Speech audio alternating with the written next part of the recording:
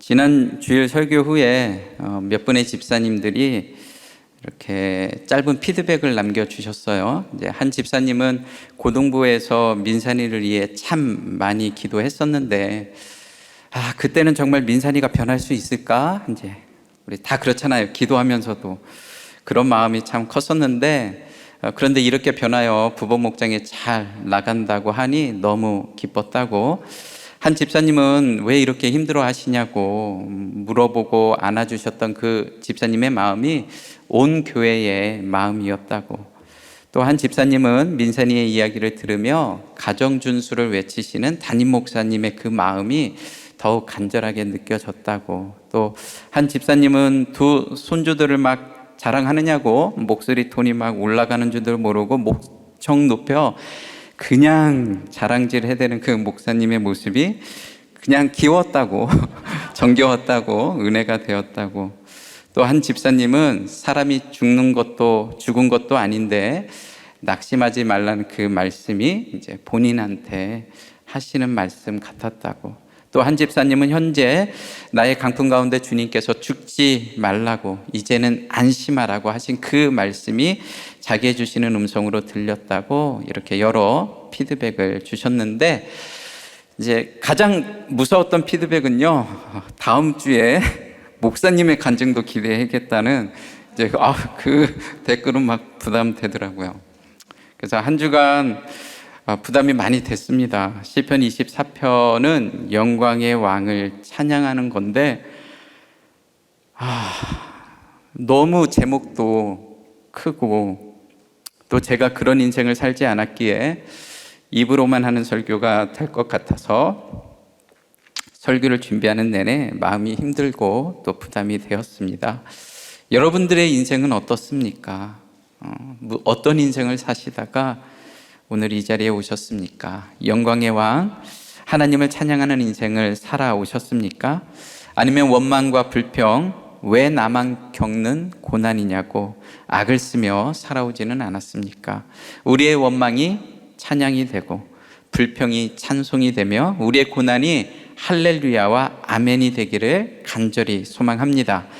영광의 왕을 찬양하려면 첫째, 내 것이 아니고 다 주님의 것이 되어야 합니다. 1절 말씀을 봅니다. 땅과 거기에 충만한 것과 세계와 그 가운데 사는 자들은 다 여호와의 것이로다. 땅과 거기에 충만한 것은 하나님의 모든 창조 세계를 의미하고, 세계와 그 가운데 사는 자들은 모든 인류와 인간 사회를 의미합니다. 이 모든 것이 내 것이 아니고 하나님의 것이 되어야 합니다. 하지만 사회가 고도화되면 될수록, 자본주의가 발달하면 할수록 집도 내 것이고 차도 내 것이고 땅도 내 것이기에 다 여호와의 것이라고 입으로는 고백하지만 삶으로 고백하려면 많은 사건들이 오고 가야 하는 것 같습니다. 1, 2절 말씀을 봅니다. 땅과 거기에 충만한 것과 세계와 그 가운데 사는 자들은 다 여호와의 것이로다. 왜냐하면 여호와께서 그 터를 바다 위에 세우시며 강들 위에 건설하셨도다. 한글 개역 성경에는 나타나 있지 않지만 원문 1절과 2절 사이에는 접속사 왜냐하면이 들어가 있습니다. 당연히 집도 내 것이고 차도 내 것이고 땅도 내 것이겠지만 이것이 내 것이라고 할 수 없는 이유는 여호와께서 그 터를 바다 위에 세우시고 강들 위에 건설했기 때문입니다. 삼위일체 하나님은 천지 창조를 통해서 첫째 날에 빛과 어둠을 나누시고 둘째 날에 궁창 위의 물과 궁창 아래의 문을 또 나누셨는데, 궁창 위의 물은 노아 홍수 이전까지 모든 피조물들이 안락하게 최적의 환경에서 살아가도록 모든 유해 물질을 차단하고 최적의 환경을 제공해 주었을 텐데, 인간의 타락으로 노아의 홍수가 발생하자 창조 질서의 일부가 깨지고 공창 위의 물이 다 쏟아져서 환경에 큰 변화가 생겼습니다. 그래서 성경에 보면 노아 홍수 이후로 인간의 수명이 급격하게 줄어드는 것을 볼 수 있어요. 아무튼 첫째 날에는 빛과 어둠을 나누시고 둘째 날에는 궁창 위의 물과 궁창 아래의 문을 나누셨는데 셋째 날에는 물이 한 곳으로 모이고 묻이 드러나게 하셨습니다. 담임 목사님께서 이 부분을 설명하시면서 이처럼 나눠야 할 것이 있고, 먼저 나눠야 할 것이 있고 한 곳으로 모으고 드러나야 할 것이 있다고 하셨어요. 한쪽은 모여서 바다와 강이 되고 또 한쪽은 묻이 드러나 마른 땅이 되어야 합니다. 둘 다 없어져야 할 것이 아니고 각자 알맞게 쓰임을 받아야 하는데, 바다는 물이 모여서 더욱 풍성해지고 묻은 드러남으로 마른 땅이 되어야 씨 가진 열매를 맺을 수 있습니다. 우리의 인생도 창조의 질서 속에 살아가야 합니다. 내 인생 가운데 첫째 날과 둘째 날과 셋째 날이 이어져야 합니다. 그렇지 않으면 땅이 혼동하고 공허하며 흑암이 깊음 위에 있는 것처럼 우리의 인생도 뒤죽박죽, 어디서부터 무엇을 어떻게 해야 할지 인생이 공허하고 허무할 수밖에 없습니다. 하나님이 가장 먼저 하신 일은 빛과 어두움을 나누셨습니다. 모으는 것이 먼저가 아니고 나누는 것부터 먼저 하셨습니다. 그런데 우리는 이 땅에 살면서 모으고 쌓고 더 긁어 모으고 쌓는 것이 인생의 목적이기에 가진 것이 있어도 누리지 못하고 가진 것이 많아도 인생이 공허하고 허무할 때가 많습니다. 내 인생 가운데 창조의 질서가 세워지려면 내 마음과 생각 속에서 어두움과 빛이 항상 공중 뒤죽박죽하고 있는데 그것이 나누어져야 합니다. 세상 나라와 하나님의 나라가 하나가 될 수가 없기에 우리는 날마다 어둠의 생각과 빛의 생각이 나누어져야 합니다. 갈등 충만이 성령 충만이라고 했습니다. 성령님이 깨닫게 해주시지 않으면 우리의 생각이 과연 빛의 생각인지 어둠의 생각인지조차 구분하기가 어렵습니다. 빛으로 오신 예수님을 만나야, 그래야 우리의 인생에도 비로소 첫째 날을 맞이할 수 있게 됩니다. 1, 2절 말씀을 다시 봅니다. 땅과 거기에 충만한 것과 세계와 그 가운데 사는 자들은 다 여호와의 것이로다. 왜냐하면 여호와께서 그 터를 바다 위에 세우시며 강들 위에 건설하셨도다. 무슨 말인가 하면 쉽게 설명해서 너희가 땅 위에 집을 짓고 문화를 만들고 도시를 건설했다고 해서 스스로 교만한 자가 되지 말라는 겁니다. 그 터가 바다 위에 세워졌고 강들 위에 건설되었기 때문입니다. 해변가의 모래성도 쉽게 무너지는데 하물며 바다와 강들 위에 세워진 것들이 어떻게 온전할 수 있겠습니까? 하나님은 언제든지 노아의 시대처럼 모든 땅을 바다에 잠기게 하실 수도 있습니다. 하지만 무지개 언약을 통해서 다시는 그렇게 하지 않겠다고 약속해 주셨습니다. 우리가 이 땅에서 큰 걱정 없이 살아갈 수 있는 이유는 하나님의 언약과 약속이 지금도 지속되고 있기 때문입니다. 하지만 은혜가 계속되면 그것은 나의 권리가 되고 나의 일상이 되기 때문에 집도 차도 땅도 내 것이고 자녀도 다 내 것이라고 생각을 하게 됩니다. 하지만 그 터를 바다와 강들 위에 세우고 건설했기에 유라굴로 강풍이 한번 불면 276명을 태운 큰 배도 한순간에 파손될 수 있다고 지난주와 이번 주에 동일한 말씀을 하고 계십니다. 우리가 그 터를 반석 위에 세우지 않으면 우리가 쌓아 올린 모든 것들은 그 기초가 너무나 약하기에 한순간에 다 무너질 수도 있습니다. 적용 질문을 드립니다. 여전히 내 거라고 생각하는 것은 무엇입니까? 말로만 주님의 것이라고 하며 내 마음대로 결정하는 것은 없습니까? 내 힘으로 쌓아 올렸지만 그 터와 기초가 너무 약해서 허망하게 무너진 것은 무엇입니까? 내 인생 가운데 창조의 질서가 잘 세워지고 있습니까?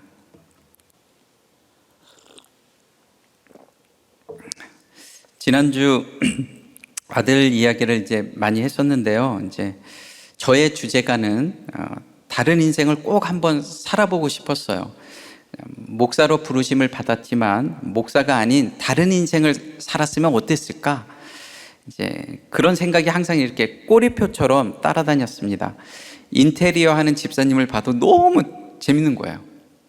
그냥 따라다니면서 시다를 해도 재밌을 것 같고, 막 프로그램 코딩을 짜는 사람들 보면 막 너무 신기하고 멋있어 보이고, 하다못해 그냥 한동안 목사 그만두고 떡볶이 장사라도 할까? 나랑 같이 할래? 막 아내한테 물어보기도 하고. 그렇다고 이제 제가 이 목사의 직분을 가볍게 생각했냐? 아니에요. 한 번도 그렇게 생각해 본 적은 없어요. 오히려 목사는 아무나 하는 것이 아니기에 내가 언제까지 이 일을 해야 되나, 내가 아니어도 할 사람이 많고 교회도 많고 훌륭한 목사님도 많을 텐데 내 옷에 맞지 않는 옷을 너무 오랫동안 입고 있는 것 같았습니다.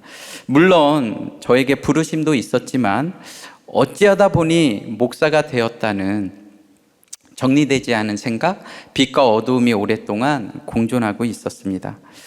하지만 제가 5번 유형이다 보니 이제 뭐든지 직접 해보고 결정하는 것이 하나도 없고 그냥 뭐든지 앉으나 서나 생각만 하고 있기에 이제 내가 아닌 아들 민산이를 통해서 이제 다른 인생을 살아보고 싶었어요.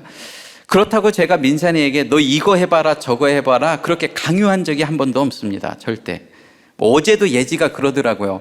우리 친구 엄마들 이제 그 부모님들은 너 검사가 되라, 판사가 되라, 의사가 되라 그런 얘기 맨날 한다는데 왜 나는 아직 꿈이 없거든, 아빠? 근데 왜 아빠는 나보고 너 이거 해봐라 저거 해봐라 왜 그런 얘기를 안 해? 이제 이러더라고요. 근데 저는 민산이한테도 이거 해봐라 저거 해봐라는 얘기를 안 했어요. 너는 부르심을 받지 말고 네가 하고 싶은 것을 하라고. 그러면 후회도 없을 거라고.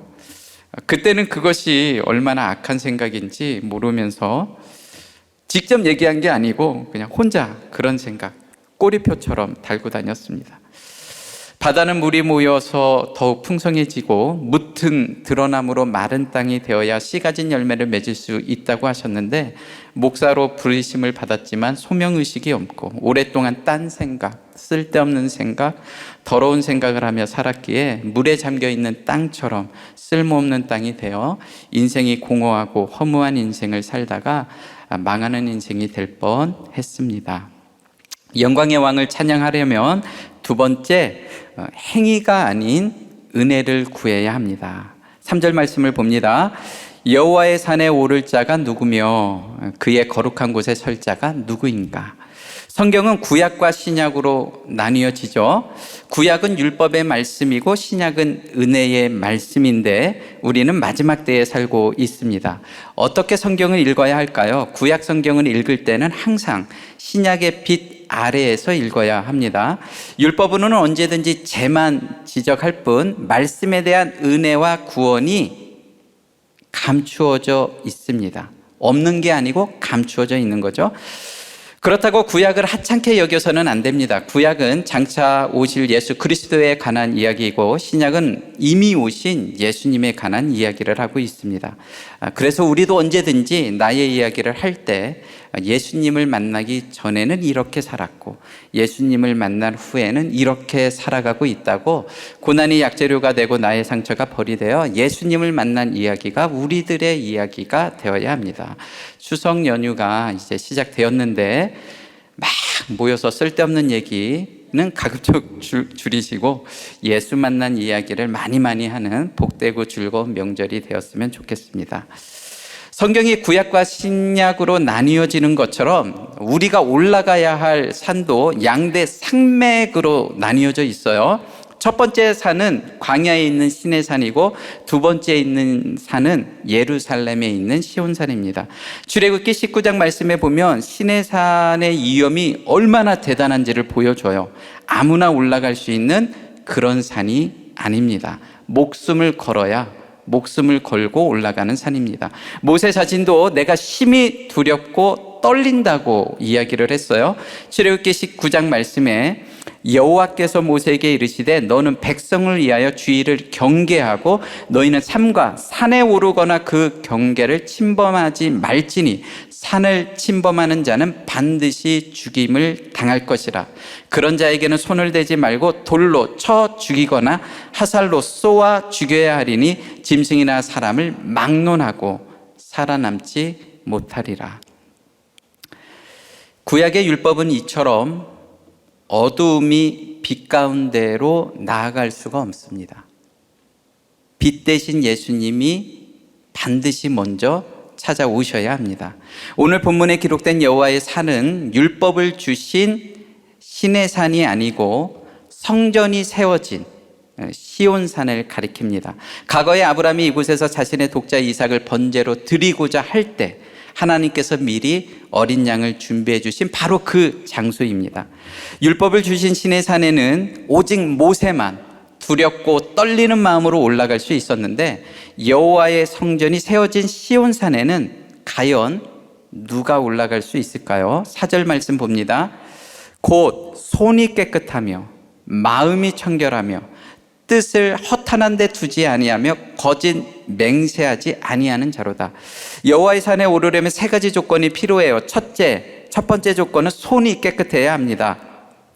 즉 눈에 보이는 외적인 행위가 성결해야 된다는 거예요. 겉으로 보기에도 깨끗해야 한다는 거예요. 예수를 믿는다고 나는 율법 아래 있지 않다고 내 마음대로 행동하고 내 마음대로 먹고 마시는 것은 내 손을 더럽히는 것과 같습니다. 두 번째, 마음이 청결하여 뜻을 허탄한 데 두지 않아야 합니다. 즉 거룩하신 하나님 앞에 나아가고자 하는 자는 외적인 행위만 깨끗해서는 안 되고 그 마음과 뜻이 근본적으로 청결해야 한다, 그 얘기예요. 주님께서도 마태복음 5장에 마음이 청결한 자는 복이 있나니 저희가 하나님을 볼 것이요 여자를 보고 음욕을 품는 자마다 마음에 이미 간음한 자라 하셨습니다. 마지막 세 번째는 거짓 맹세를 하지 말아야 합니다. 앞에 두 가지 조건이 하나님과 나와의 관계라면 마지막 세 번째 조건은 인간 간의 관계를 염두에 둔 표현입니다. 거룩하신 하나님 앞에 나아가려고 하는 자들은 사람들과의 관계에서도 신실해야 합니다. 다시 3절에서 5절 말씀을 봅니다. 여호와의 산에 오를 자가 누구며 그의 거룩한 곳에 설 자 누구인가? 곧 손이 깨끗하며 마음이 청결하여 뜻을 허탄한 데 두지 아니하며 거짓 맹세하지 아니하는 자로다. 그는 여호와께 복을 받고 구원의 하나님께 의를 얻으리니. 율법이 있는 신의 산은 너무 무섭고 두려워서 올라가지 못할 것 같고, 성전이 세워진 시온산은 자격이 되지 않아서 올라가지 못할 것 같습니다. 하지만 3, 4절 말씀은 행위가 아닌 은혜를 강조하는 말씀이에요. 나의 손이 얼마나 더러운지를 알고 있다면 예수 그리스도의 보혈의 피로 나의 더러운 손을 씻고 깨끗한 손으로 여호와의 산에 올라가라는 의미입니다. 마치 아브라함이 독자 이삭을 바치기 위해 신의 산에 올라갔지만 하나님께서 미리 먼저 어린 양을 준비해 주신 원리와 똑같습니다. 나의 마음이 불결하여 허탄한 것을 계속해서 생각한다면 나의 더러워진 마음을 공동체와 하나님께 고백하고 창녀의 마음이 아닌 청결한 마음으로 여호와의 산에 올라가야 한다, 그런 의미예요. 그래서 5절 말씀을 자세히 보면 의를 행하는 자라고 하지 않고 하나님께 의를 얻는 자라고 했습니다. 내 행위로 의롭게 되는 것이 아니고 하나님의 은혜로 의롭다, 칭함을 받았다는 의미인 거죠. 더 확실한 증거가 6절 말씀에 나옵니다. 이는 여호와를 찾는 족속이요 야곱의 하나님의 얼굴을 구하는 자로다. 3절에서 5절 말씀이 만약 행위를 강조했다면 야곱의 하나님이 아닌 요셉의 하나님을 찾았을 텐데 성경은 언제든지 야곱의 하나님을 강조하고 있습니다. 잘 아시는 것처럼 야곱의 뜻은 속이는 자입니다. 팥죽 한 그릇에 형 에서의 장자권을 빼앗고 털가죽과 별미로 아버지 이삭을 기만하고 그렇게 속이는 인생을 살다가 외삼촌 나반에게 잘못 걸려서 20년간 종노릇을 했습니다. 외삼촌 나반이 너무 못됐다고, 다 그런 분 한 사람씩 있죠? 너무 못됐다고 할 수도 있지만 나보다 더한 사람을 만나게 한 것이 하나님의 은혜이고, 야곱이 여자 좋아하고 돈을 좋아했기 때문에 남에게 책임을 돌릴 수가 없습니다. 그런데 오늘 성경 말씀이 여호와의 산에 오를 자가 누구인가를 간절히 찾고 있는 가운데 손이 깨끗하고 마음이 청결하고 거짓 맹세를 하지 않는 자라고 분명히 세 가지 조건을 달았는데 그 결론이 요셉의 하나님이 아닌 야곱의 하나님의 얼굴을 구하는 자라고 이야기를 하는 것이죠. 결국은 나의 행위로 여호와의 산에 올라갈 자가 아무도 없고 오직 은혜로 여호와의 산에 올라가야 함을 강조하고 있습니다. 우리들 공동체에 어떻게 오셨습니까? 여기까지 오시는 데에 어떤 인생을 살다가 오셨습니까?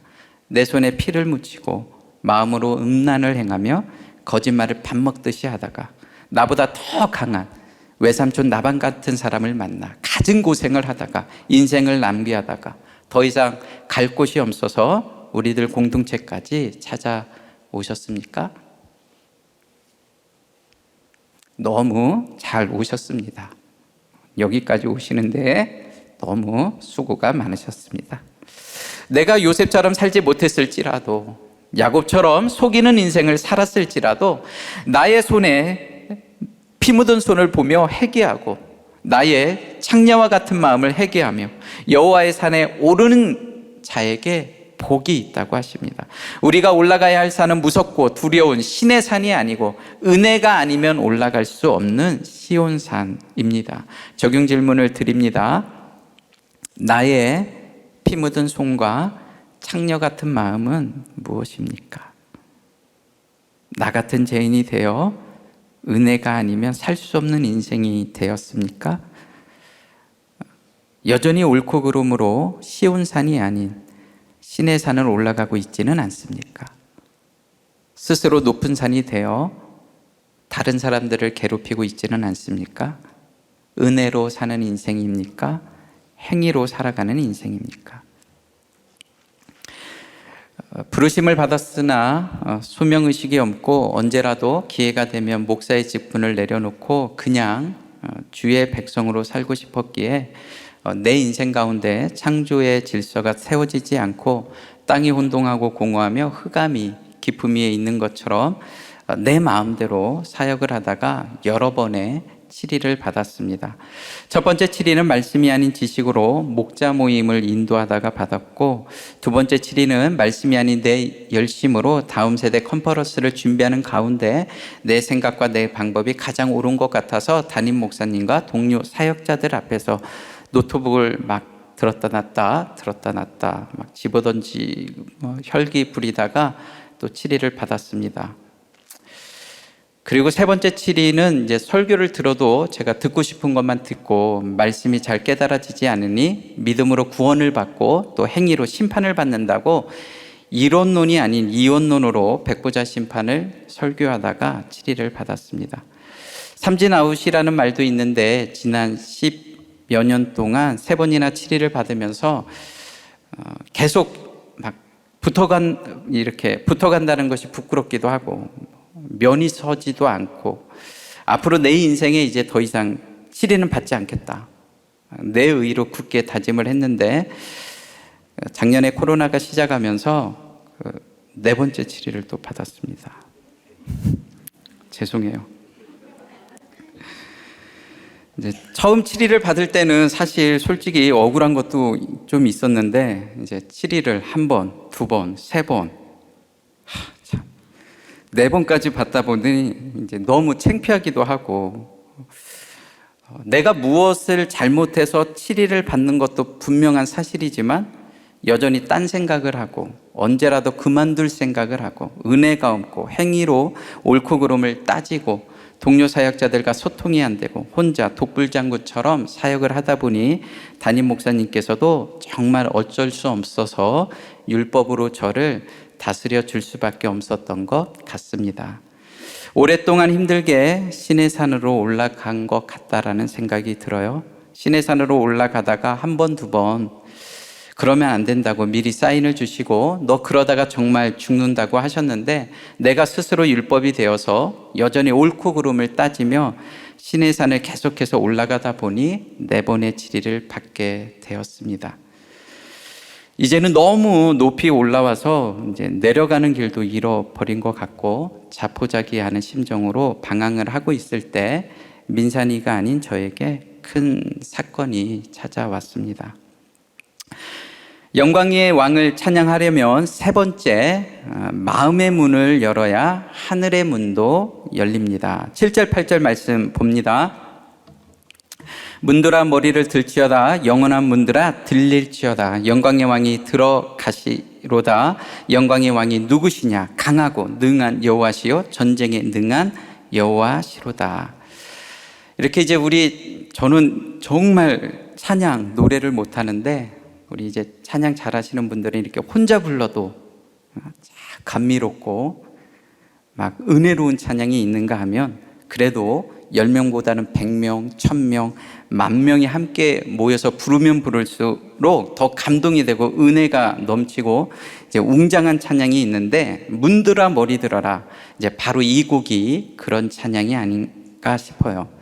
우리들 교회에서도 이제 생각해 보면 코로나 이전에는 한때 한참 이 노래를 많이 부를 때가 있었는데 코로나 이후에는 한 번도 부르지 않은 것 같습니다. 코로나가 다 지나가고 이제 다 함께 모여서 이 찬양을 함께 부르는 날이 속히 왔으면 좋겠습니다. 여러분들도 다 그렇게 생각하시죠? 네.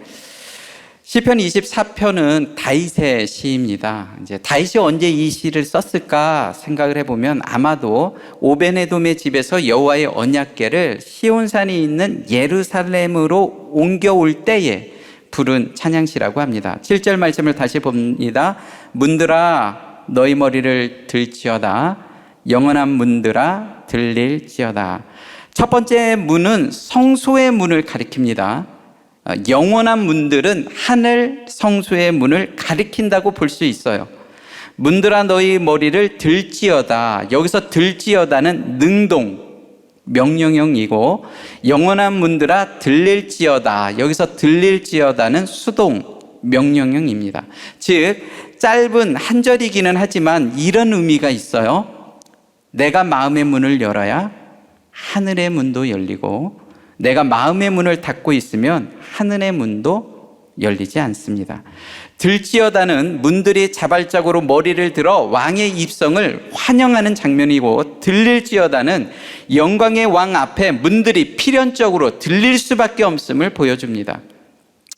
다윗과 이스라엘 장로들과 천부장들이 함께 모여 시온산이 있는 예루살렘으로 내인들이 여호와의 언약궤를 즐거이 메고 들어갈 때에 다윗이 기뻐 뛰며 힘을 다하여 춤을 추었는데, 사울의 딸 미갈이 그 모습을 창틀에 기대어 머리를 빼꼼히 내밀고 쳐다보다가 다윗 왕이 여호와 앞에서 뛰놀며 춤추는 것을 보고 어찌 계집종 앞에서 저렇게 몸을 드러내며 방탕하게 춤을 추냐고 심중에 자기의 남편 다윗을 업신여겼다고 했습니다. 남편 다윗에게도 다친 마음이고 여호와 하나님께도 굳게 닫혀 있는 마음입니다. 문들에게 머리를 들라는 것은 시적인 표현인데 빼꼼히 문을 열라는 것이 아니고 문을 활짝, 문짝 전체를 들어 올리라는 표현입니다. 내 마음이 열려야 하늘의 문도 열립니다. 다윗의 아내이지만 여전히 사울의 딸 미갈이 되어 자기의 상처, 자기 연민, 궁궐 안에 홀로 틀어박혀 얼굴만 빼꼼히 내밀고 공동체가 하나도 없이 저렇게 저러고 있는 모습을 보면 비록 다윗의 아내이지만 여전히 가진 것도 많지만 집도 궁궐에 살고 있지만 미갈의 인생이 참 불쌍하고 안쓰럽다는 생각이 듭니다. 우리의 인생도 마찬가지입니다. 목장에서 마음의 문을 활짝 열어야 합니다. 남편이 수치를 무릅쓰고 자기 나눔을 할 때 무슨 얘기를 하나 얼굴을 빼꼼히 내밀고 남편을 업신여기지 말라는 이야기입니다. 남편들도 마찬가지입니다. 아내가 계집종처럼 힘든 이야기를 조잘조잘할 때 마음의 문을 열고 함께 들어야 합니다.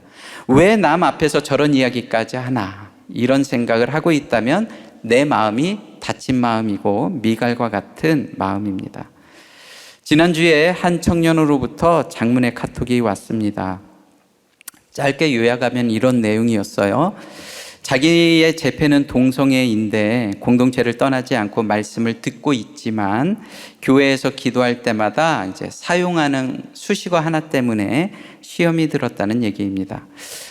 낙태와 간통에 대해서 기도할 때는 나라의 근간을 흔든다는 수식어를 쓰지 않은 것 같은데 왜 꼭 동성애와 관련된 차별금지법에만 그런 수식어를 사용하는지 모르겠다고, 인구 절벽 때문에 그런 말을 사용하시는 것 같기도 한데 요즘 남녀가 결혼을 했어도 출산율이 점점 떨어지고 있는 이런 시국에 꼭 동성애와 관련해서만 나라의 근간을 흔드는 일이라고 꼭 그런 수식어를 써야 하는 건지 자꾸 시험에 든다는 내용이었습니다. 이런 질문에 답을 하다 보면 잘못하면 논쟁이 될 수도 있기에 조심스러운 부분도 있었지만, 또 우리들 공동체에 등록한 지 오래되셨고 또 어떻게든지 공동체에 붙어가려고 애쓰는 것도 알고 있기에 조심스럽게 댓글을 달아드렸습니다. 잠시 후에 이제 진심 어린 답변과 기도에 감사하다는 댓글이 왔어요. 그런데 또 잠시 후에 이런 댓글이 달렸습니다. 하지만 나라의 근간을 흔드는 수식어가 제게는 이 나라에서 사라져야 할 존재들로 자꾸만 들립니다. 만약 나라의 미래를 망치는 청소년을 위해 기도하자고 하면 목사님 어떻게 생각하세요? 매주 매일 나라의 근간을 흔들고 있다는 그런 이야기를 들으면 또 제 마음은 어떻겠어요? 특별한 이유가 없다면 죄송하지만 교회에서 그런 수식어를 사용하지 않았으면 좋겠습니다. 많은 갈등 속에서 또 조심스럽게 자기의 의견을 남겨주셨기에 저도 조심스러운 마음으로 말씀을 드렸습니다. 당연히 나라의 미래를 망치는 비행 청소년을 위해 기도하자고 하면 적절하지 못한 표현인 것이죠. 또 마찬가지로 나라의 근간을 흔드는 동성애자들을 위해서 기도하자고 하면 안 되겠죠.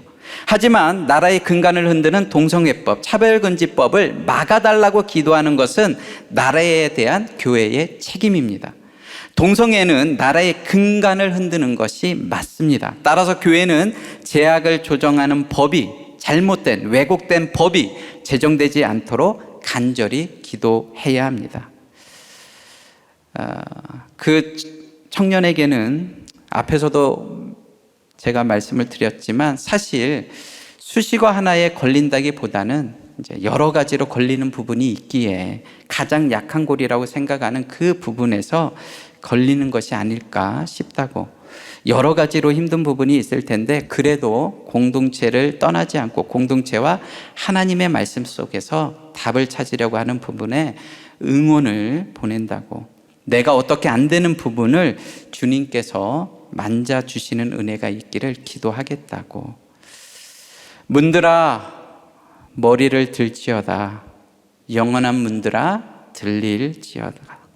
능동태와 수동태로 명령을 해주신 것처럼 내가 먼저 머리를 들어 마음의 문을 열고 내가 미처 다 열지 못하는 그 문을 주님께서 함께 열어주시기를 온 성도가 함께 간절함으로 기도해야 될 줄 믿습니다. 마지막 9절 10절 말씀을 봅니다. 문들아 머리를 들지어다. 영원한 문들아 들릴지어다. 영광의 왕이 들어가시로다. 영광의 왕이 누구시냐? 만군의 여호와께서 곧 영광의 왕이시로다. 앞절과 거의 똑같은 내용이 반복되고 있습니다. 그만큼 중요하고 강조하고 싶은, 강조할 내용이 있기 때문입니다. 시편 24편은 찬양시로 분류되지만 동시에 메시아 예언시로 분류되기도 합니다. 그래서 단순히 말씀의 언약궤라고 하지 않고 영광의 왕, 만군의 여호와, 강하고 능한 여호와시오, 전쟁에 능한 여호와라고, 전쟁에서 승리하고 돌아오시는 개성장군처럼 메시아의 사역을 소개하고 있습니다.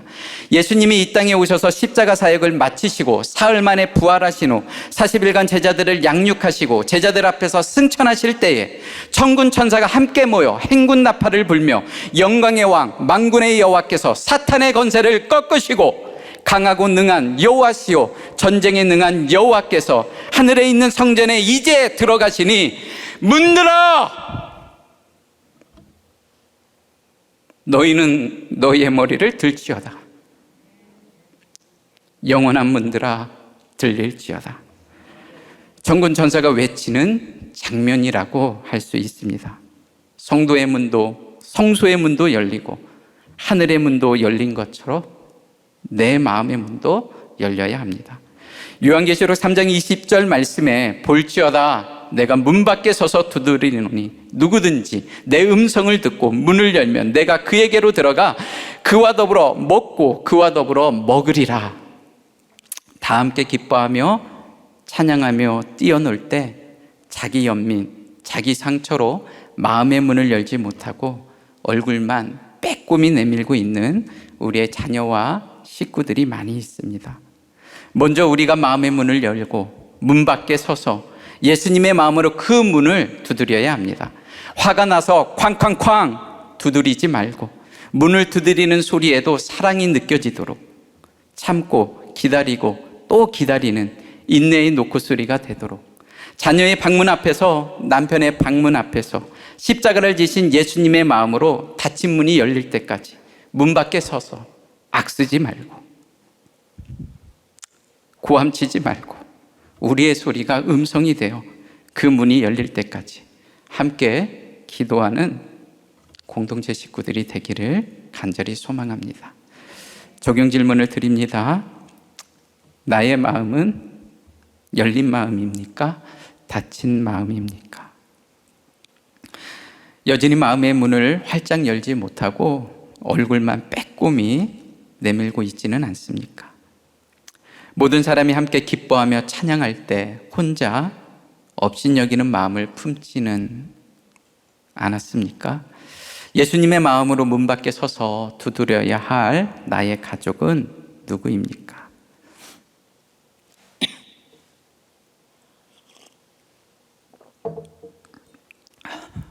네 번째 치리를 받는 중에 설상가상으로 민산이가 아닌 저에게 큰 사건이 찾아왔습니다. 주일 아침 이제 새벽에 교회 가려고 눈을 떴는데 뭔가 좀 많이 이상했습니다. 한쪽 눈을 감았다 뜨고 또 한쪽 눈을 감았다 떠보니 왼쪽 눈이 전혀 보이지 않았습니다. 화장실 가서 거울 앞에서 서서 아무리 봐도 아무 이상이 없었습니다. 핸드폰을 찾아서 나이트 불빛을 최대치로 올린 후 눈동자 바로 앞에 가져가니 흑암처럼 보이지 않던 것이 망막을 통해서 검붉은 색이 비쳤습니다. 망막 쪽에 있는 정맥이 크게 터진 겁니다. 처음 겪는 일이라 너무 무서웠고 두려웠습니다. 뭔가 일을 하다가 제가 다쳤으면 좀 나았을 텐데 치리 중에 눈이 터지고 앞이 보이지 않으니 하나님도 나에게 또 치리를 주시는 것 같아서 마음이 무겁고 힘이 들었습니다. 한쪽 눈이 상하고 한동안 잠이 오지 않았습니다. 걱정, 근심, 두려움에 사로잡히고 점점 쓸모없는 사람이 되는 것 같아서 우울감도 밀려왔습니다. 저희 아내가 저를 만나서 고생을 많이 했는데 잘 아시잖아요. 저희 집 별명이 도로사대거든요. 도로사대. 도로사대. 할머니, 할아버지 다 보냈는데 어쨌든 도로사대가 돼서 홀 아버지의 중학생 딸 예지, 민산이, 건혜, 노은이, 지훈이까지 다 이제 사실 아내의 몫이 되었는데 이제 나까지 눈이 멀었으니 이제 이러다가 한쪽 눈마저 또 이쪽 터진 눈보다는 터지지 않은 눈 때문에 두려웠어요. 이쪽 눈도 터질 수 있으니까. 또 터지면 어떻게 하나. 제가 그렇게 오랫동안 그냥 주의 백성으로 살고 싶다고 했는데 이제는 정말 아내가 주일날 나를 힐제어 태워 주일날 예배당에 들어가는 막 상상이 그냥 저절로 되는 거예요. 새벽에 잠 안 자고 벽에 기대서. 그래서 제가 설교문 작성하면서 이거 아내한테 읽어주니까 깔깔 웃더라고요. 근데 지금이야 웃지만 그때는 진짜 막 아내도 그 생각, 저도 그 생각이 막 그랬거든요. 하루는 잠이 오지 않아서 새벽을 뒤척이는데 마태복음 18장 9절 말씀이 자꾸 입술에 맴돌았습니다. 만일 네 눈이 너를 범죄하거든 빼어버리라. 한 눈으로 영생에 들어가는 것이 두 눈을 가지고 지옥불에 던져지는 것보다 나으니라. 목사로 살면서 눈으로 지은 죄가 많습니다. 목사의 신분으로 손과 발로 죄를 짓지 못하다 보니 눈으로 짓는 죄가 더 많았습니다. 그렇다고 또 제 손이 깨끗한 것도 아닙니다. 한쪽 눈이 이렇게 된 것이 처음으로 감사하다는 생각이 들었습니다. 성령님께서 말할 수 없는 탄식으로 늙은 선지자가 되어 비둔한 자가 되어 망하는 인생이 되지 말라고, 지옥불에 떨어지지 말라고, 그만 시내산에서 내려오라고 한쪽 눈을 상하게 하신 것 같아서 감사했고 회개가 되었습니다. 이제 그날 이후로 마음이 평안해졌어요. 그래서 그날 이후로 아침에 눈을 뜰 때마다 이제 여러분들은 아침에 일어날 때 벌떡 일어나시죠? 벌떡 일어나면 안 돼요. 이게 잘못될 수 있어요. 그래서 이제 저는 이제 아침에 딱 눈을 딱 뜨면 먼저 오른쪽 눈 보이잖아요. 그럼 오른쪽 눈을 딱 뜨고 이제 이렇게 고백이 한마디 해요. 하나님 감사합니다. 그리고 이제 잘 보이지 않는, 지금은 이제 많이 좋아졌어요. 잘 보이지 않는 왼쪽 눈을 뜨면서 또 이렇게 고백합니다. 하나님 죄송합니다. 아직 사명이 남아 있다면 그냥 한쪽 눈은 그래도 남겨주시겠구나, 이제 그런 평안함도 주셨습니다. 오랫동안 꼬리표처럼 따라다녔던 생각, 목사로 부르심을 받았지만 목사가 아닌 다른 인생을 살았으면 어땠을까, 이처럼 오래된 생각도 이제는 빛과 어두움이 나눠진 것처럼 혼돈 가운데 있지 않고 내 인생 가운데 첫째 날이 지나가고 둘째 날이 지나 셋째 날이 된 것 같습니다. 민선이는 민선이대로 물이 한 곳으로 모여 작은 바다와 강을 이제 이루어 가게 된 것 같고, 저는 또 저대로 묻이 드러나 씨 가진 열매를 맺으라고 말씀해 주시는 것 같습니다. 앞으로도 저의 삶 가운데 크고 작은 사건이 때마다 시마다 찾아오겠지만 뒷걸음치지 않고 창조의 질서를 역행하지 않고 하루하루를 은혜로 살아가기를 소망합니다. 마지막으로 이제 한 집사님의 목장 나눔을 공동체 고백으로 소개하려고 합니다. 이 집사님은 지난 한 10여 년 동안 여러 사람의 이제 투자를 받아서 사업을 했지만 그것이 잘 되지는 않은 것 같아요. 그리고 또 그런 과정 가운데 이것이 하나님의 뜻이 아닌 것 같다고 생각을 하시고 우리들 공동체에 오셔서 이제 말씀을 듣다가 공사 현장에서 일용직 이제 일을 시작한 지가 한 2년 정도 되었다고 합니다. 남편 집사님이 목장에서의 나눔이에요.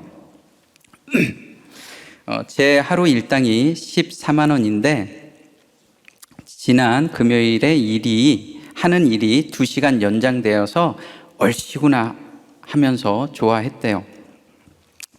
하지만 예상 시간보다 더 걸려서 2시간 40분 정도 하게 되었는데 이런 경우에는 야간 업무 수당이 하루치 일당이 계산되어 그날은 28만 원을 받게 되었다고 합니다.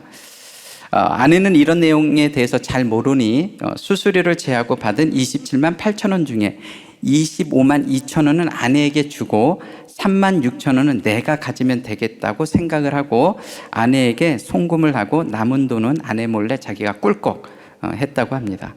사실 한 달에 용돈 5만 원으로 버티려고 하니 힘이 들고 또 차를 얻어 타고 다니는 사람에게 밥 한 번 사고 나면 돈이 다 없어지니 이제 이참에 잘 됐다는 생각을 했고 하나님도 이 정도는 이해해 주실 거야 이제 자기를 합리화시켰다고 합니다. 그런데 마음이 불편하고 하나님께서는 그런 모습을 원하시지 않는 것 같고 하나님께서 자기에게 내가 알맞을 때 너의 길을 열어줄까 아니면 그 돈 3만 6천 원 꿀꺽하고 끝낼래 그 티를 하는데 자꾸 이제 그런 마음의 문이 열렸어. 막 그런 마음을 막 주시더래요. 그래서 어제 아내에게 돈을 송금하고 이실 직구를 했답니다. 그러면서 이제 저는 이렇게 아직도 잔머리 굴리면서 아내를 속여 돈을 어떻게 슬쩍할까, 어떻게 하면 나한테 이득이 될까, 구원에 대한 분별이 전혀 되지 않는 사람이라고. 그런데 저는 이 남편 집사님의 나눔도 너무 은혜가 됐지만 아내 집사님의 나눔이 더 은혜가 됐는데 이제 아내가 이제 듣고 이제 이어서 나눔해요. 남편에게 고맙다고 했어요. 나는 그런 생각이 잘 안 되는데 남편은 그런 상황이 올 때마다 머리가 그냥 싹싹 돌아가니 힘들겠다는 생각이 들었어요. 남편에게 화났다기보다는 고맙다고 했고 남편이 참 힘들겠다는 생각을 했어요. 하지만 남편이 벌어다 주는 돈으로 생활비가 달랑달랑 하기에 용돈은 더 올려주겠다고 하지는 못했어요. 그 나눔을 읽으면서 무슨 인생 드라마, 왜 보고 나면 기분 좋은 드라마 있잖아요. 그런 느낌을 받았습니다. 부부 집사님의 나눔을 보면서 잔잔한 은혜가 되었는데 주님의 은혜가 정말로 이른 비, 늦은 비가 우리 집사님 가정 가운데 많이 내려주시기를 기도드립니다. 이제 말씀을 맺겠습니다. 영광의 왕을 찬양하려면 내 것이 아니고 다 주님의 것이 되어야 합니다. 행위가 아닌 은혜를 구해야 합니다. 마음의 문을 열어야 하늘의 문도 열립니다. 목적이 없는 인생을 살다가 허망한 인생을 살 뻔했는데 이제는 여호와의 영광을 위해서 사는 인생이 되라고 하십니다. 저도 이제 그런 인생을 살고 싶습니다. 오늘 주신 말씀으로 명절 연휴를 잘 살아낼 수 있도록, 변하지 않을 것 같은 가족이지만 하나님이 포기하지 않았는데 내가 먼저 포기하지 않도록, 먼저 우리가 마음의 문을 열고 문 밖에 서서 예수님의 마음으로 그 문을 두드릴 수 있도록 도와달라고 우리 이 시간 간절히 찬양하고 기도하겠습니다.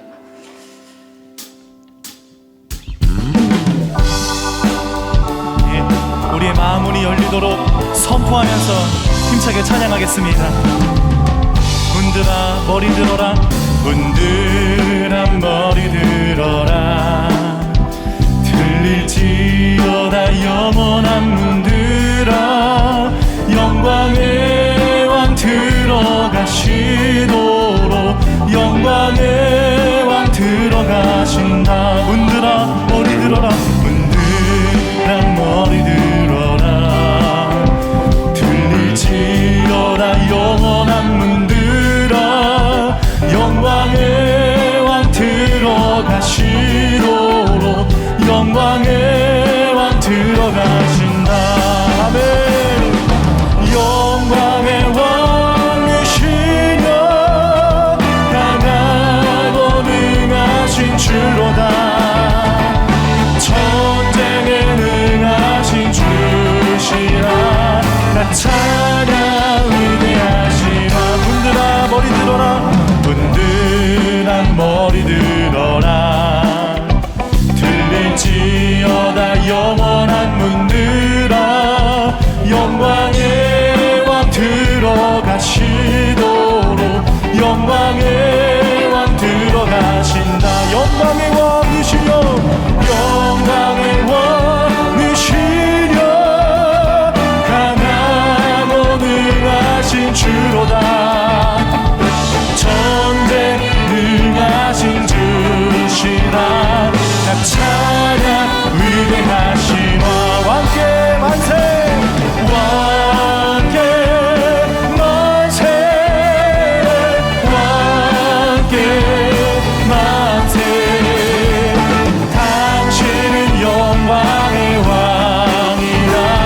나 찬양 위대하시라.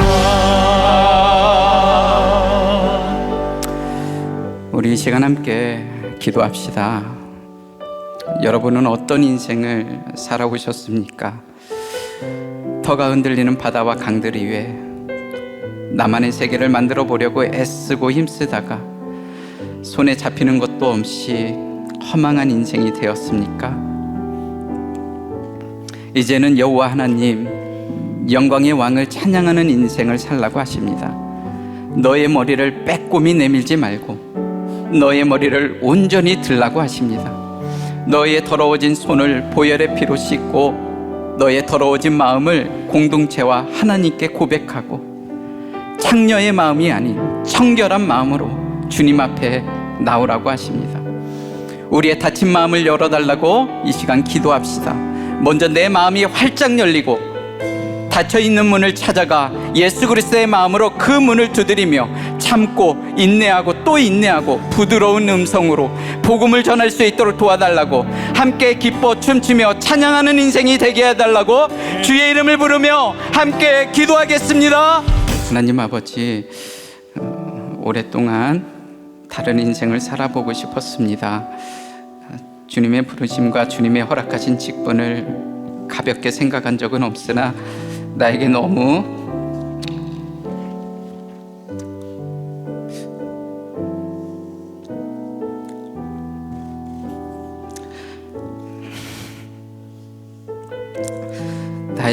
무거운 짐이라고 생각했습니다. 나의 더러워진 손을 내어 보이고 나의 더러워진 마음을 공동체와 하나님께 고백하고